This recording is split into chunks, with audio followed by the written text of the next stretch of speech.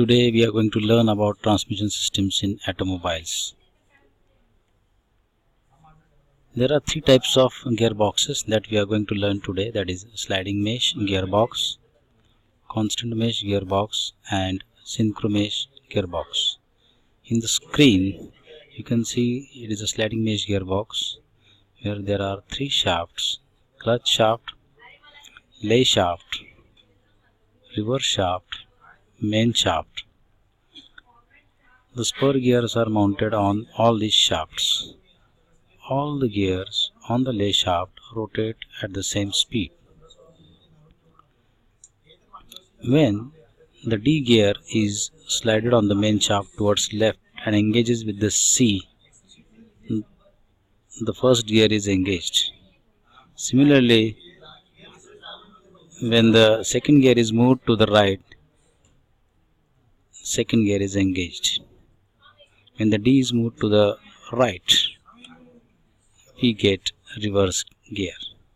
Thus we can say that when we slide the gears D and F on the main shaft, they engages with E, C and G, thereby giving second, third and reverse gear. When the F gears moves directly towards left and engages with the dog clutches of A, we get the top gear. In this gear we can see that all the gears are spur gears and the gear engaging is done with the help of sliding of gears on the main shaft. There is a basic drawback in this type of gearbox in which the gears are to be slided and engaged, which requires a lot of power.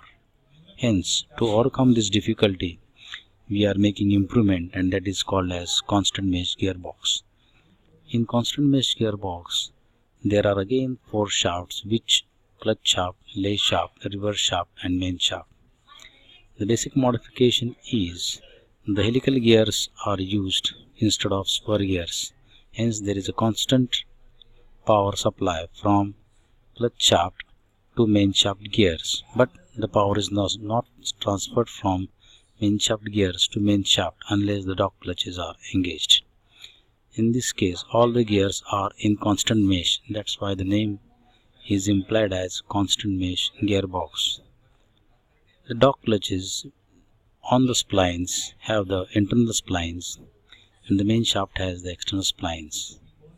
In this case the power is transmitted through the gears which are in constant mesh up to the gears on the main shaft, and when these gears engage with the sliding dog clutches, the power is transmitted from the second gear or the low gear to the dog clutches and from dog clutches to the main shaft.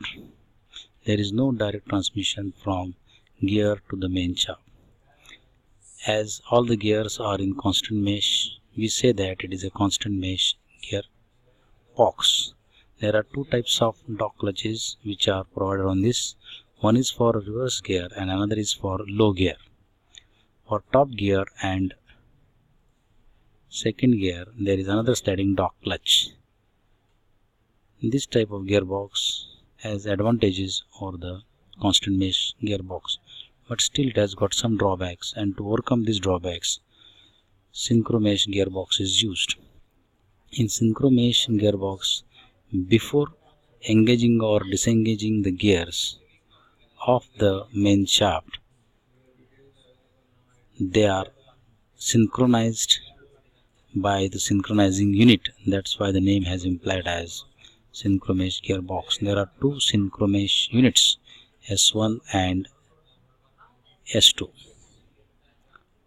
These synchro mesh gearboxes, in these synchro mesh units, when are shifted, there is a friction between the, you can see from the figure, H1 and N2.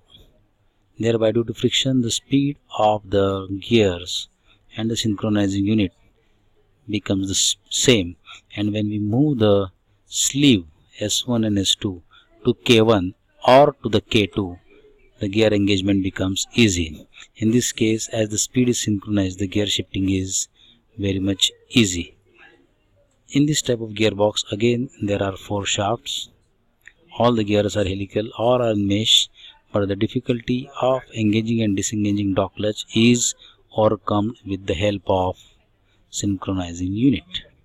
In the next lecture, we will learn about automatic gearbox, fluid flywheel, and torque tube.